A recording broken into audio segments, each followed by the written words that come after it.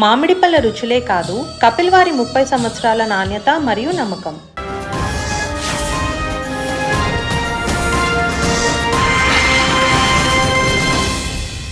బీజేపీపై CM Revanth Reddy తీవ్రస్థాయిలో విరుచుకుపడ్డారు. అహ్మదాబాద్ వేదికగా జరిగిన సిడబ్ల్యూసీ సమావేశంలో మాట్లాడిన రేవంత్, బ్రిటిషర్ల కంటే బీజేపీ నాయకులే ప్రమాదకరులు అన్నారు. గాడ్సే విధానాన్ని దేశంలో వ్యాపింపజేసేందుకు మోడీ ప్రయత్నిస్తున్నారని, గాడ్సే వారసుల ఆలోచనను అడ్డుకునేందుకు గాంధీ వారసులు ఒక్కటై పోరాడాలని పిలుపునిచ్చారు. తెలంగాణలో బీజేపీని అధికారంలోకి రానివ్వమని, దేశం నుంచి బీజేపీని తరిమికొట్టాలని రేవంత్ అన్నారు. जो राहुल जी ने वादा किया था जिस दिन तेलंगाना में आए थे, तेलंगाना 4 करोड़ जनता को ये आश्वासन दिलाए थे, कांग्रेस सरकार बने तो किसानों का कर्जा 2 लाख तक माफी करने के लिए वादा किया था। हम लोग 10 महीने में 21,000 करोड़ रुपए 25,50,000 किसानों को कर्जा माफी करके दिखाए। ये राहुल जी वादा ने हमने पूरे किए। और दूसरी बात रहा जनगणना, जाति जनगणना हमने किया इस देश, इसीलिए आज मोदी जी ने डर कर राहुल जी को माइक नहीं दिए लोकसभा में बोलने के लिए। बेरोजगार के बारे में मोदी जी ने ये वादा किया था हर साल 2 करोड़ नौकरी देने के लिए, अभी 11 साल खत्म हो गए, 20 करोड़ के ऊपर नौकरी देने वाला था, मगर कहाँ दिए? मोदी जी और अमित भाई को दोनों को नौकरी मिला, मगर हर साल 2 करोड़ जनता, 2 करोड़ युवता को कहीं पर नौकरी नहीं दिया हुआ है मोदी जी ने। इसीलिए आज एक ही मेरा गुजारिश है, यहाँ से पूरा देश कोने कोने पे जो गांधीवादी है, गांधी परिवार है, जो लोग राहुल जी के साथ जोड़कर मोदी के खिलाफ लड़ाई करने के लिए तैयारी करना, हम लोग गांधी जी वारिस बनकर मोदी जी और गाडसे परिवार को हराना है इस देश में। तेलंगाना में भारतीय जनता पार्टी को कदम नहीं रखने देंगे, क्योंकि मैं गुजरात या धरती से मैं कहना चाहता हूँ, जिस दिन हमको आजादी नहीं मिले, जब हम लोग निजाम सरकार के नीचे रहा था, तब वल्लभ भाई पटेल जी ने नेहरू जी के नेतृत्व में हमें आजादी दिलवाए। इसीलिए जो गुजराती जनता को परिवार रिश्ता है वल्लभ भाई पटेल जी से, मगर तेलंगाना 4 करोड़ जनता को दिल का रिश्ता है वल्लभ भाई पटेल से। हमको जो आजादी दिलाया वो वल्लभ भाई पटेल जी ने, इसीलिए और तेलंगाना राज्य ने दिए, श्रीमती सोनिया जी ने हमारे तेलंगाना राज्य ने बनाया। इसीलिए आज वल्लभ भाई पटेल जी के जो धरती से सोनिया जी के नेतृत्व में हम लोग भारतीय जनता पार्टी को तेलंगाना में कदम रखने नहीं देंगे। भारतीय जनता पार्टी को हम रोकेंगे तेलंगाना में, हर किस उन लोगों को माफ नहीं करने वाले हैं। 30 साल अंग्रेजियों के खिलाफ गांधी जी ने लड़ाई किए, दंडी सत्याग्रह किए, बहुत सारे आंदोलन किए अंग्रेजियों के खिलाफ गांधी जी ने, मगर कभी भी अंग्रेजी वाले ने गांधी जी के खिलाफ गांधी जी के ऊपर लाठी नहीं चलाए। मगर आजादी मिलने के बाद गाडसे के परिवार गांधी जी को 6 महीने भी बर्दाश्त नहीं किए। आजादी मिलते ही गाडसे परिवार ने, मोदी जी परिवार ने गांधी के ऊपर गोली चलाए, गांधी के हत्या किए। अंग्रेजों से भी ये बीजेपी वाले बहुत खतरे के लोग हैं, इसीलिए अंग्रेजी वालों को जैसा भगाया इस देश से, अभी बीजेपी को भी वैसे ही हराना है। हम लोग सब मिलकर राहुल जी के नेतृत्व में मोदी के खिलाफ आने वाले दिनों में हम सब मिलकर मोदी के खिलाफ लड़ने के लिए तैयार हो जाना है। తెలంగాణ సీఎం రేవంత్ రెడ్డికి BJP MP Raghunandan Rao counter ఇచ్చారు. తెలంగాణలో బీజేపీని అడుగు పెట్టనివ్వమని సీఎం రేవంత్ రెడ్డి చేసిన వ్యాఖ్యలపై బీజేపీ ఎంపీ రఘునందన్ రావు మండిపడ్డారు. రేవంత్ సిట్టింగ్ ఎంపీ స్థానం మల్కాజ్గిరిలో బీజేపీ గెలిచింది అన్నారు.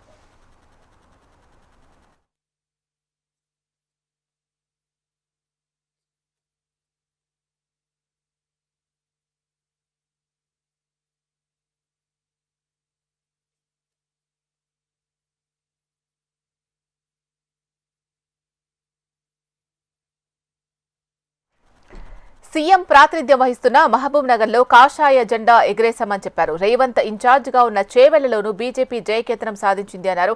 కామారెడ్డిలో 2 ముఖ్యమంత్రులను ఓడించామన్న రఘునందన్, ఇలా సీఎం ఇలాకా మెదక్లోనూ బీజేపీనే గెలిచిందని తెలిపారు. తర్వాత తెలంగాణ సీఎం సీటు తమదే అని ధీమా వ్యక్తం చేశారు. ఇంకా మమ్మల్ని అడ్డుకునేది ఏందని ప్రశ్నించారు బీజేపీ ఎంపీ రఘునందన్ రావు.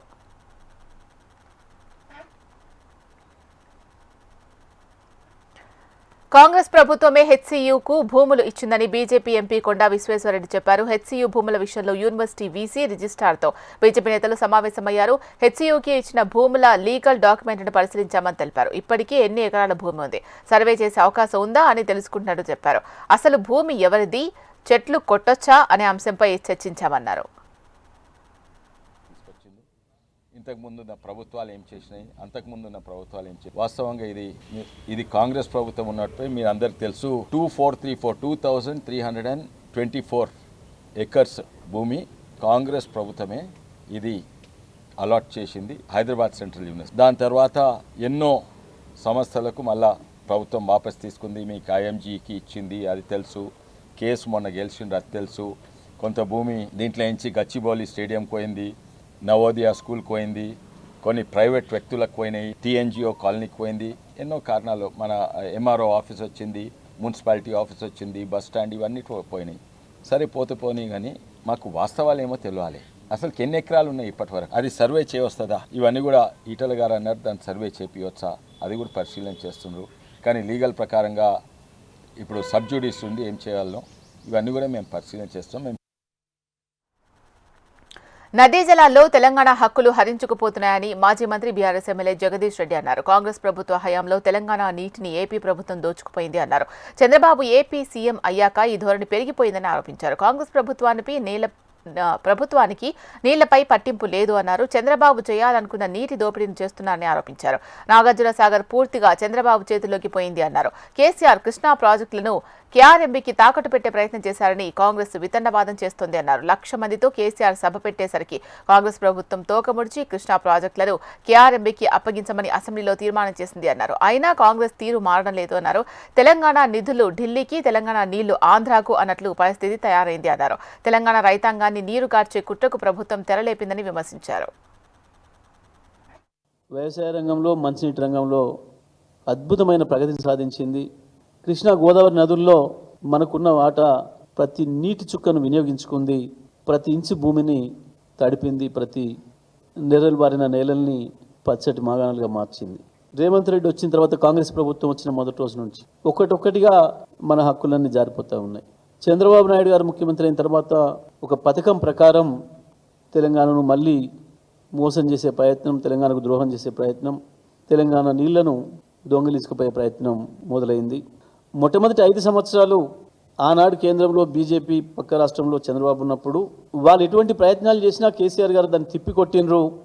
నాగార్జున సాగర్ పైన పూర్తి స్థాయిలో మనమే కంట్రోల్లో పెట్టుకున్నాం.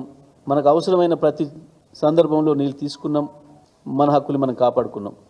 కాంగ్రెస్ ప్రభుత్వం వచ్చిన తర్వాత ఈ రాష్ట్రంలో అసలు పట్టింపే లేకుండా పోయింది ప్రాజెక్టులపైన, నీళ్లపైన.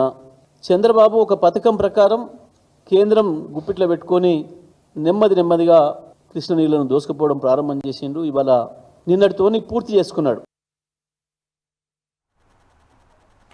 అమరావతి రాజధాని ప్రాంతంలో ఏపీ సీఎం చంద్రబాబు ఇంటి నిర్మాణానికి శంకుస్థాపన చేశారు. వెలగపూడి సచివాలయం వెనుక రహదారి పక్కనే ఇంటి నిర్మాణం చేపడుతున్నారు. సీఎం చంద్రబాబు కుటుంబ సమేతంగా ఈ కార్యక్రమంలో పాల్గొన్నారు. గత ఏడాది డిసెంబర్లో వెలగపూడి రెవెన్యూ పరిధిలో 5 ఎకరాల విస్తీర్ణంలోని నివాస ఫ్లాట్ను ఇదే గ్రామానికి చెందిన రైతు కుటుంబం నుంచి కొనుగోలు చేశారు. ఇటీవలే ఫ్లాట్ రిజిస్ట్రేషన్ ప్రక్రియ పూర్తయింది. 14,055 చదరపు గజాల విస్తీర్ణంలో G+1 ఇంటి నిర్మాణం చేపట్టనున్నారు.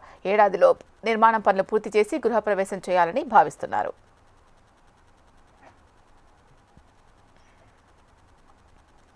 వెలిగొండ ప్రాజెక్టుపై సీఎం చంద్రబాబు ప్రత్యేక శ్రద్ధ పెట్టారని మంత్రి నిమ్మల రామానాయుడు తెలిపారు. ప్రాజెక్టు పురోగతిపై అధికారులతో ఆయన వీడియో కాన్ఫరెన్స్ నిర్వహించారు. వెలిగొండ ప్రాజెక్టు పూర్తయినట్లు, జాతికి అంకితమంటూ జగన్ ప్రజలను మోసం చేశారని నిమ్మల తెలిపారు. నిర్వాసితులకు ₹1 కూడా పరిహారం అందించలేదని చెప్పారు. చేయని పనులు చేసినట్లు చెప్పుకోవడంలో ఆయనే సాటి అని ఎద్దేవా చేశారు. ఈ ప్రాజెక్టు పూర్తి కావాలంటే మరో ₹4,000 కోట్ల అవసరమని మంత్రి చెప్పారు.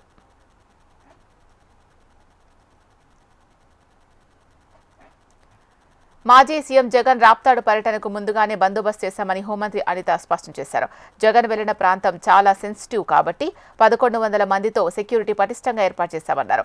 వైసీపీ కార్యకర్తలను రెచ్చగొడుతూ కొందరు నేతలు వాట్సాప్ గ్రూపుల్లో మెసేజ్లు పెట్టారని, రెచ్చగొట్టే వ్యాఖ్యలు ఎవరు చేసినా కేసులు పెడతామని చెప్పారు. జగన్మోహన్ రెడ్డి మానసిక పరిస్థితి కూడా మేము జాలిపడాల్సిన సందర్భం. నిన్న టూర్ ప్రోగ్రామ్ లో కూడా ఏదో భద్రతా వైఫల్యాలు వచ్చినాయి, ఏదో ఇష్టానుసారంగా పోలీసులు భద్రత కల్పించలేకపోయారు, గవర్నమెంట్ భద్రత కల్పించలేకపోయిందని నేను చాలా మంది బయటకు వచ్చి మాట్లాడిన పరిస్థితి. ఒక జగన్మోహన్ రెడ్డి అన్న వ్యక్తి ఒక పులివెందులకి మాత్రమే ఒక ఎమ్మెల్యే, అతనికి ప్రతిపక్ష హోదా లేదు. అయినప్పటికీ అతను ఒక ఎక్స్ సీఎం అన్న ఒకే ఒక కారణంతో ఆయన టూర్ ప్రోగ్రామ్ గురించి మాట్లాడినప్పుడు మేము చాలా క్లియర్గా 1100 మంది, అప్రాక్సిమేట్లీ 1100 మంది పోలీస్ బలగాల్ని డిఎస్పీ స్థాయి నుంచి రోప్ పార్టీస్ వరకు, అంటే ఏపీఎస్పీ బెటాలియన్స్ వరకు దగ్గర 1100 మంది పోలీసులను పెట్టాం. అంటే మీరు అనుకోవచ్చు ఒక ఎక్స్ సీఎంకి 1100 మంది పోలీసులు ఎందుకండి అని. కానీ అతను వెళ్తున్న ప్రాంతం చాలా సెన్సిటివ్ ప్రాంతం. తను వెళ్తున్న ప్రాంతంలో ఏదైనా గొడవలు జరిగే పరిస్థితి ఉండి లా అండ్ ఆర్డర్ కనుక ఇబ్బంది పడితే సామాన్యమైన ప్రజలు ఇబ్బంది పడతారు అని ఒకే ఒక కారణంతో గౌరవ ముఖ్యమంత్రి గారి ఆదేశాల మేరకు డీసీపీ గారు అందరూ కలిసి సుమారుగా 1100 మందిని అక్కడ డిప్లాయ్ చేశాం. వాళ్ళు డిప్లాయ్ చేయడమే కాదు, ప్రతి ఒక్కరికి కూడా వాళ్ళకి అక్కడ బాడీ ఆన్ కెమెరాస్ కానీ, రోప్ పార్టీస్ కానీ, మళ్ళీ పబ్లిక్ అడ్రస్ సిస్టమ్స్ కానీ, డ్రోన్స్ కానీ, ఏరియల్ సర్వేలెన్సెస్ గురించి డ్రోన్స్ కానీ, ఫైర్ టెండర్స్ కానీ, అంబులెన్సెస్ కానీ, గ్యాస్ గన్స్ కానీ ఇవన్నీ కూడా పెట్టుకున్నాం. ఎక్కువ మందిని మీరు మొబిలైజ్ చేయడం, వాట్సాప్స్లో కూడా ఇంతమంది రండి అంతమంది రండి, పోలీసులు కనుక మిమ్మల్ని అడ్డుకుంటే నడుచుకొని రండి, లేకపోతే పరిగెత్తుకుంటూ రండి అని చెప్పి వాట్సాప్లో కూడా మెసేజ్లు చాలా మంది వైసీపీ నాయకులు రెచ్చగొట్టే ధోరణిలో అవన్నీ పెట్టారు. అనుకోని ఘటనలో బీసీ వ్యక్తి చనిపోతే దానిని రాజకీయం చేయడంపై ప్రభుత్వ విప్ కాల్వ శ్రీనివాసులు మండిపడ్డారు. జగన్ క్షమాపణలు చెప్పాల్సిందే అంటూ ఆయన డిమాండ్ చేశారు. క్షమాపణలు చెప్పకపోతే జగన్పై యుద్ధం తప్పదంటూ వార్నింగ్ ఇచ్చారు. జగన్ తన మాటలను వెనక్కి తీసుకోవాలి అన్నారు. సుధాకర్ యాదవ్ పైన జగన్మోహన్ రెడ్డి చేసిన వ్యాఖ్యలను తక్షణం వెనక్కి తీసుకోవాలి. బేషరతుగా బీసీలకు క్షమాపణ చెప్పాలి జగన్మోహన్ రెడ్డి. ఎట్లా మాట్లాడతావు? అదే ఒక రెడ్డి అధికారి అయితే నువ్వు ఆ మాటలు మాట్లాడేవాడివే జగన్మోహన్ రెడ్డి అని నేను అడుగుతా ఉన్నా. అంటే అతను విధులు నిర్వహిస్తున్న పోలీస్ సబ్ ఇన్స్పెక్టరు ఒక యాదవ్ సామాజిక వర్గానికి సంబంధించిన వ్యక్తి, ఒక బీసీ వ్యక్తి కాబట్టి నీ నోటికి వచ్చినట్లు మాట్లాడతావా? అగ్రవర్ణ దురహంకారంతో మాట్లాడతావా జగన్మోహన్ రెడ్డి? నువ్వు ఏమనుకుంటున్నావు? ఈ జిల్లా బీసీల జిల్లా, ఈ తెలుగుదేశం పార్టీ బీసీల పార్టీ. బీసీలకు ఏం జరిగినా కాపాడుకునే దమ్ము ధైర్యము తెలుగుదేశం పార్టీకి, మాకు ఈ జిల్లా బీసీలకు ఉందని జగన్మోహన్ రెడ్డిని హెచ్చరిస్తా ఉన్నా. నువ్వు వారం లోపల నీవు క్షమాపణ చెప్పకపోతే బీసీలందరినీ సమీకరించి నీ మీద రాజకీయ యుద్ధం వేస్తామని కూడా నేను జగన్మోహన్ రెడ్డిని హెచ్చరిస్తా ఉన్నా. తమాషేస్తావా? ఒక బీసీ అధికారిని నువ్వు నోటుకొచ్చినట్లు మాట్లాడతావా? అతను నిజాయితీ పరుడు. అతను చేయని ఏదో వీడియో కాల్లో సునీతమ్మతో మాట్లాడించాడంట. నీ దగ్గర ఏం సాక్ష్యం ఉంది? ఎవడు చెప్పాడు నీకు ఆ మాట?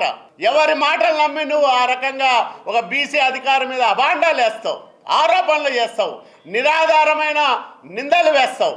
ఏమనుకుంటున్నావు జగన్మోహన్ రెడ్డి? నువ్వు బీసీలు అంటే నీకు అంత అలుస, అంత చులకన? ఎట్లా మాట్లాడతావు నువ్వు? అదే ఒక రెడ్డి అధికారి అయితే నువ్వు అట్లా మాట్లాడేవానివా? అనంతపురం జిల్లా రాప్తాడు నియోజకవర్గం రామగిరిలో బలం లేకపోయినా ఎంపీపీ కోసం టీడీపీ పోటీ చేసిందని మాజీ మంత్రి వైసీపీ నేత అంబటి రాంబాబు విమర్శించారు. టీడీపీ నేతల నుంచే కాకుండా పోలీసుల నుంచి సైతం వైసీపీ నేతలకు రక్షణ కరువైంది అన్నారు. లా అండ్ ఆర్డర్ కాపాడాల్సిన పోలీసులు టీడీపీకి కొమ్ము కాస్తున్నారని ఆరోపించారు. పోలీసుల అండతో టీడీపీ నేతలు రౌడీయిజం చేస్తున్నారు అన్నారు. ప్రజాస్వామ్య పద్ధతుల్లో గెలిపించుకున్నటువంటి ఎంపీపీని మళ్ళా గెలిపించుకోవడానికి ప్రయత్నం చేసే క్రమంలో ఎంపీటీసీలను దాచుకోవాల్సిన పరిస్థితి వచ్చింది. ఎవరి నుంచి దాచుకోవాలి? మేము తెలుగుదేశం వాళ్ళ దగ్గర నుంచి మాత్రమే కాదు, పోలీసుల దగ్గర నుంచి కూడా దాచుకోవాల్సిన పరిస్థితి వస్తుంది. పోలీసులు అఫీషియల్స్ కలిసి ఆ నియోజకవర్గంలో ఏదో ఒక విధంగా తెలుగుదేశాన్ని, కేవలం ఒక్క సీటు గెలుచుకున్నటువంటి తెలుగుదేశాన్ని గెలిపించాలని తాపత్రయపడుతున్నటువంటి సందర్భంలో నేను ఈ పని చేస్తే తప్పేంటంటే నాకు అర్థం కాల. వాయిదా పడిన తర్వాత దీనిలో జయచంద్రారెడ్డి గారు ఉన్నాడు ఒక ఆయన పాపం లింగమయ్య గారు ఊరే. ఆ జయచంద్రారెడ్డి సహాయం చేస్తున్నారని జయచంద్రారెడ్డి ఇంటి మీద పడి కొట్టారు. లింగమయ్య అడ్డం వెళ్ళాడు. 30వ తారీఖున అతి దారుణంగా చంపేశారు లింగమయ్యని. ఆ లింగమయ్యని పరామర్శించడానికే జగన్మోహన్ రెడ్డి గారు వెళ్లారు, మాట్లాడారు. ఏం చేస్తున్నారండి పోలీసులు? నాకు అర్థం కాలేదు. ఇలా జరుగుతూ ఉంటే ఈ పోలీస్ వ్యవస్థ, లా అండ్ ఆర్డర్ కాపాడవలసినటువంటి పోలీస్ వ్యవస్థ తెలుగుదేశం మరి కొమ్ము కాస్తున్నప్పుడు, దౌర్జన్యం చేస్తున్నప్పుడు, వారి పక్షాన్ని నిలబడినప్పుడు ఏం చేయాలి నువ్వు? నాకు అర్థం కాలే. వైసీపీ నాయకులు చేసిన వినూత్న కార్యక్రమంతో తిరుపతిలో ఉద్రిక్త వాతావరణం నెలకొంది. తిరుపతి పారిశుద్ధ్య పనులకు టీటీడీ నిధులు కేటాయించాలని వైసీపీ నిర్ణయంను వ్యతిరేకిస్తూ టీటీడీ సభ్యుడు భానుప్రకాష్ కోర్టును ఆశ్రయించారు. స్వామివారికి భక్తులు సమర్పించిన నిధులను ఇతర ప్రయోజనాలకు వినియోగించకూడదని కోర్టును ఆశ్రయించారు. దీంతో కేసును వెనక్కి తీసుకోవాలని కోరుతూ వైసీపీ శ్రేణులు నిరసన తెలిపారు. పోలీస్ మనోభావాలు దెబ్బతీసేలా జగన్ వ్యాఖ్యలు చేయడం సరికాదని భానుప్రకాష్ అన్నారు. పోలీసులకు జగన్ బహిరంగ క్షమాపణలు చెప్పాలని డిమాండ్ చేశారు. త్వరలోనే ఒక నంబర్ కలిగిన దుస్తులనే జగన్ రోజులు రానున్నాయంటూ ఆయన కామెంట్ చేశారు. ఏం తమాషా చేస్తున్నారా మీరు? నోరుంది కదా అని చెప్పి ప్రతిపక్ష నాయకుడు కూడా కాదు, నువ్వు ఇప్పుడు ప్రతిపక్ష నాయకుడు కూడా కాదు. ఇప్పటికే ఆంధ్రప్రదేశ్ రాష్ట్ర ప్రజలు నిన్ను నీ పార్టీని ఉతికి ఆరేసి బండకేసి కొట్టి ఆరేసి 11 స్థానాలకు పరిమితం చేశారు. నేనేదో అంటున్నాడు బట్టలు ఇప్పదిస్తానని. మీరు బట్టలు ఉతుక్కునేదానికి మాత్రమే పనికొస్తారు. నోరుంది కదా అని చెప్పి ఇష్టానుసారంగా మాట్లాడి పోలీస్ వ్యవస్థ ఎంతమంది తమ ప్రాణాన్ని పణంగా పెట్టి ఈరోజు ప్రజలకు రక్షణగా నిలిచారయ్యే వాళ్ళు. గతంలో ఒకరిద్దరు పోలీస్ అధికారులు తప్పు చేసి ఉండొచ్చు. అంత మాత్రాన మొత్తం పోలీస్ వ్యవస్థని దిగజార్చే విధంగా, వారి మనోభావాలు బాధపడే విధంగా ఏ విధంగా మాట్లాడతారయ్యా మీరు? ఇది మంచిది కాదు. వెంటనే మీ మాటలు వెనక్కి తీసుకోవాలని చెప్పి మేము డిమాండ్ చేస్తూ బహిరంగ క్షమాపణ చెప్పాలి. పీస్ కమిటీ సభ్యుల కారణంగా హైదరాబాద్ నగరంలో ప్రశాంత వాతావరణంలో పండుగలు జరుగుతున్నాయని సివి ఆనంద్ తెలిపారు. వారం రోజుల క్రితమే శ్రీరామనవమి శోభయాత్ర ప్రశాంతంగా జరిగింది. అన్ని శాఖల అధికారులతో సమన్వయం చేస్తూ విజయవంతంగా పూర్తి చేశామన్నారు. ఇప్పుడు వీర హనుమాన్ విజయ యాత్రకు పూర్తి స్థాయిలో బందోబస్తు ఏర్పాటు చేస్తామని తెలిపారు. రాచకొండ, సైబరాబాద్ కమిషనరేట్ల నుంచి ఈ విజయ యాత్రలో పాల్గొంటారని, సుమారు 12 కిలోమీటర్ల మేర ఈ యాత్ర కొనసాగనుందని అన్నారు. సెన్సిటివ్ ఏరియాలలో ఎలాంటి అవాంఛనీయ సంఘటనలు జరగకుండా జాగ్రత్తలు తీసుకుంటామని చెప్పారు. యాత్ర నిర్వాహకుల సహకారం కూడా ముఖ్యమని సివి ఆనంద్ వెల్లడించారు. ఈ సంవత్సరం ఏప్రిల్ 12వ తేదీ ఇది వస్తుంది. దాని గురించి ఈరోజు ఇక్కడ కోటి మెడికల్ కాలేజ్ ఆడిటోరియంలో సమన్వయ సమావేశం జరిగింది. దీంట్లో విహెచ్పి, బజరంగ్ దళ్ సంబంధించిన ప్రతినిధులు, పెద్దలు అందరు కూడా వచ్చారు. మా తరఫున పోలీస్ డిపార్ట్మెంట్ నుండి రాచకొండ, సైబరాబాద్ మరియు మా సిటీ పోలీస్ ఆఫీసర్స్, ఇక్కడ సంబంధించిన ఇతర డిపార్ట్మెంట్స్ ఏవైతే ఉన్నాయో జిహెచ్ఎంసీ, ఆర్ఎండ్బి, ఎలక్ట్రిసిటీ, వాటర్, ఫైర్, ఆర్టీసీ అందరు కూడా వాళ్ళ ఆఫీసర్స్ వచ్చారు. 2 గంటల పాటు వారి అభిప్రాయాల్ని, ఏమేమి పనులు ఇంకా మిగిలి ఉన్నాయి, ఏమేమి పనులు చేపట్టాలి, ఏ విధంగా పూర్తి సమన్వయంతో ఈ యాత్ర కొనసాగించాలనేది పూర్తి స్థాయిలో దీని డిస్కషన్ అయ్యింది. తన ఇంట్లోకి తనను వెళ్లనివ్వాలని మంచు మనోజ్ పోలీసులను వేడుకున్నారు. ఏ రోజు తాను ఆస్తి కోసం గొడవ చేయలేదని, తానంటే విష్ణుకు కుళ్ళుందని, అందుకే ఇదంతా చేస్తున్నారని మనోజ్ ఆరోపించారు. కోర్టు ఆర్డర్ ఉన్నా తనను లోపలికి అనుమతించడం లేదని వాపోయారు. తన ఇంట్లో ఉన్న పెంపుడు జంతువులకు ఏం కాకుండా చూడాలని పోలీసులను కోరారు. తాను ఇంట్లో లేనప్పుడు తన ఇంటిని ధ్వంసం చేశారని, కారును బయటకు తీశారని, అన్ని ఆధారాలతో పోలీసుల దగ్గరకు వెళ్తే కేసు నమోదు చేయడం లేదని మనోజ్ ఆవేదన వ్యక్తం చేశారు. అక్కడ లేదు అంటే ఎలా సార్, మీరు వెతికారంటే నాకు చేశారా సార్ అంటే అది లేదన్నారు. అక్కడ లేరు మనోజ్ గారు, నేను ప్రొటెక్ట్ చేస్తా అన్నారు. ఇది పొద్దునైంది. సాయంత్రం 3 గంటలకి ఇదే మనుషుల సెక్యూరిటీ గార్డ్ని కారులో వేసుకొని వాళ్ళతో బెదిరించి వాక్కుమూలన తీసుకొని సిఐ గారికి వచ్చి పోలీస్ స్టేషన్ అప్పచెప్పారు. ఇప్పుడు పొద్దున అదే సిఐ గారు అక్కడ ఎవరు లేరన్నారు. ఇప్పుడు తిరిగి అప్పచెప్పారు. సార్ మీకే ఇది చేశారు కదా, మీరే నాకు అఫీషియల్గా చెప్పినారు, కేసు కట్టండి సార్ అంటే కట్టట్లేదు. పోనీ వాళ్ళిద్దరు సెక్యూరిటీ సార్ మమ్మల్ని కొట్టారని కేసు పెడుతుంటే వాళ్ళు కేసు తీసుకోవట్లేదు. ఆ నోట్ చేసుకుని ఎఫ్ఐఆర్ చేయాలంటే ఇదంతా నేను పై వాళ్ళతో మాట్లాడాలి, నేను నాకు రైట్ లేదు అంటున్నాడు. పోనీ నేను జైపూర్ నుంచి ఒక పక్క పాప బర్త్డే సెలబ్రేట్ చేసుకుంటూ జైపూర్ నుంచి మెయిల్ పెట్టాను, సార్ ఇలా జరుగుతుంది, గివ్ ప్రొటెక్షన్, కనీసం నా పెట్స్కి ఏం చేయకుండా చూడండి అనేసి సింపుల్గా నేను పెట్టాను. జీవితం 9 ప్రాథమిక అంశాలతో కూడిందని, ఆ 9 అంశాలు జీవితాన్ని పరిపూర్ణత వైపు నడిపిస్తాయని ప్రధాని మోడీ అన్నారు. భారత సంస్కృతిలో నవ అనే భావనకు ప్రత్యేకత ప్రాముఖ్యత ఉంది అన్నారు. మన మతంలో నవకర్ మంత్రం, నవతత్వ, నవపుణ్య వంటివి ఉన్నాయని గుర్తు చేశారు. న్యూఢిల్లీలోని విజ్ఞాన్ భవన్లో జరిగిన నవకార్ మహామంత్ర దివస్లో ప్రధానమంత్రి నరేంద్ర మోడీ పాల్గొన్నారు. हम जानते हैं जीवन के 9 तत्व हैं। जीवन को ये 9 तत्व पूर्णता की ओर ले जाते, इसलिए हमारी संस्कृति में 9 का विशेष महत्व। जैन धर्म में नवकार महामंत्र, 9 तत्व, 9 पुण्य और अन्य परंपराओं, 9 निधि, नवद्वार, नवग्रह, नवदुर्गा, नवधा भक्ति, नव हर जगह है, हर संस्कृति में, हर साधना में। जब भी 9 बार या 27, 54, 108 यानी 9 के मल्टीपल्स क्यों? ఎన్నో ఏళ్లుగా పెండింగ్ లో ఉన్న తిరుపతి పాకాల కాట్పాడి మధ్య 104 కిలోమీటర్ల మేర డబ్లింగ్ పనులకు కేంద్ర కేబినెట్ ఆమోదం తెలిపింది. 1332 కోట్లతో తిరుపతి పాకాల కాట్పాడి డబ్లింగ్ పనులు వేగంగా జరుగుతున్నాయని కేంద్ర రైల్వే శాఖ మంత్రి అశ్విని వైష్ణవ్ ప్రాజెక్టులకు సంబంధించి బ్రీఫింగ్ ఇచ్చారు. తిరుపతి పాకాల కాట్పాడి డబ్లింగ్ పనులతో పర్యాటకంగా ఎంతో అభివృద్ధి జరగనుందని, లక్షల సంఖ్యలో పర్యాటకులు వస్తారని అన్నారు. తిరుపతి, శ్రీకాళహస్తి, చంద్రగిరి, తిరుపతి పాకాల కాట్పాడి డబ్లింగ్ ప్రాంతంలోనే ఉన్నాయని కేంద్ర మంత్రి తెలిపారు. తిరుపతి వెల్లూరు మార్గం వైద్య విద్య పరంగా ఎంతో కీలకంగా మారనుందని, తిరుపతి పాకాల కాట్పాడి డబ్లింగ్ పనులతో 400 గ్రామాల్లోని 14 లక్షల మంది జనాభాకు లబ్ధి చేకూరుతుంది అన్నారు. ఏడాదికి 4 మిలియన్ టన్నుల వరకు సరకు రవాణాకు అవకాశం ఉంటుందని కేంద్ర మంత్రి అశ్విని వైష్ణవ్ వెల్లడించారు. जिसका दूरगामी प्रभाव देश के मिडिल क्लासेस के लिए, किसानों के लिए और पूरे लॉजिस्टिक सेक्टर के लिए रहेगा. सबसे पहला, अगर भारत के नक्शे में इमेजिन करो, हमारा जितना भी केरल साइड से, कर्नाटक साइड से रेलवे का नॉर्थ की तरफ जाता था, ईस्ट की तरफ जाता था, वो एक बहुत ही कंजेस्टेड सेक्शन के थ्रू पास होता था. जब से माननीय प्रधानमंत्री जी ने జాతీయ స్థాయిలో కులగణన చేపట్టాలని కాంగ్రెస్ అగ్రనేత రాహుల్ గాంధీ పిలుపునిచ్చారు. ఏఐసీసీ సమావేశంలో పాల్గొన్న రాహుల్ కీలక వ్యాఖ్యలు చేశారు. కులగణనకు బీజేపీ, ఆర్ఎస్ఎస్ వ్యతిరేకమన్నారు. జనగణన చేసేది లేదని ప్రధాని మోడీ తెగేసి చెబుతున్నారన్నారు. కులగణనతో దేశంలో ఓబీసీల సంఖ్య తేలుతుంది అన్నారు. తెలంగాణలో కులగణన చేపట్టామని 90% ఓసీలు, దళితులు, మైనార్టీలు ఉన్నట్లు తేలింది అన్నారు. తెలంగాణలో విప్లవాత్మకమైన మార్పు తీసుకొచ్చి దేశానికి ఆదర్శంగా నిలిచామన్నారు.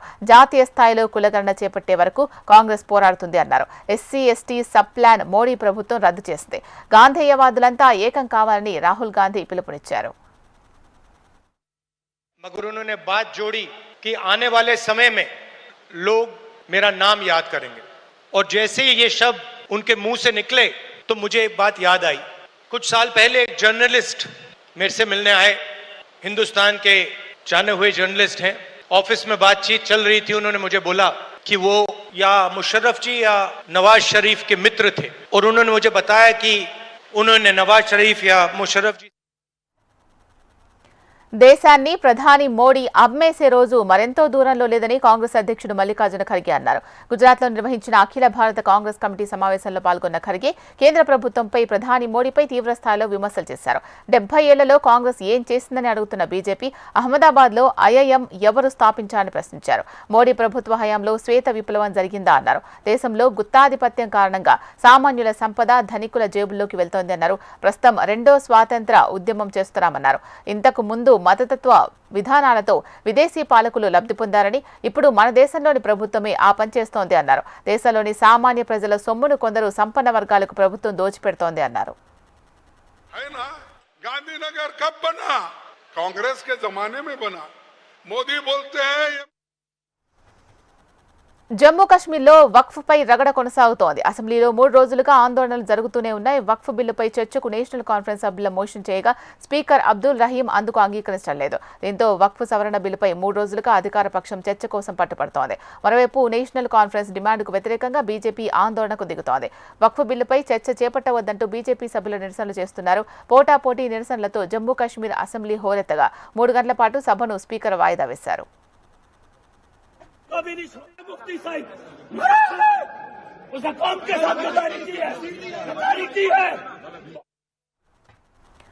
ప్రతీకార సుంకాల విధింపులు అమెరికా, చైనాలు నువ్వెంత అంటే నువ్వెంత అంటూ కయ్యానికి కాలు దువ్వుతున్నాయి. అమెరికా అధ్యక్షుడు డొనాల్డ్ ట్రంప్ మొదలుపెట్టిన సుంకాల యుద్ధాన్ని చైనా కూడా అదే స్థాయిలో తిప్పికొడుతోంది.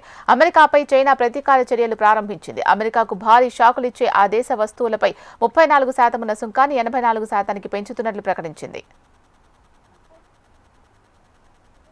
దేశీయ స్టాక్ మార్కెట్ సూచీలు నష్టాల్లో ముగిశాయి. వృద్ధికి ఊతమిచ్చేందుకు Reserve Bank of India repo రేటును 25 బేసిస్ పాయింట్లు తగ్గించడంతో పాటు మరిన్ని కోతలు ఉంటాయని సంకేతాలు ఇచ్చినా సూచీలు నష్టాల్లోనే ముగిశాయి. అమెరికా సుంకాల వల్ల నెలకొన్న వాణిజ్య యుద్ధ భయాలు, తద్వారా వృద్ధి నెమ్మదిస్తుంది అన్న ఆందోళనల ముందు ఆర్బీఐ నిర్ణయాలు పెద్దగా ప్రభావం చూపలేకపోయాయి. ఈ క్రమంలోనే అంతర్జాతీయ మార్కెట్లతో పాటు మన మార్కెట్లు నష్టాల్లో ముగిశాయి. సెన్సెక్స్ 379, నిఫ్టీ 136 పాయింట్లు లాస్ అయ్యాయి. Nifty, IT, pharma, PSU bank, realty, health care సూచీలు ప్రధానంగా నష్టాలు చూశాయి. ఇవి బులెటిన్ విశేషాలు. చూస్తూనే ఉండండి హెచ్ఎం టీవీ. నమస్తే.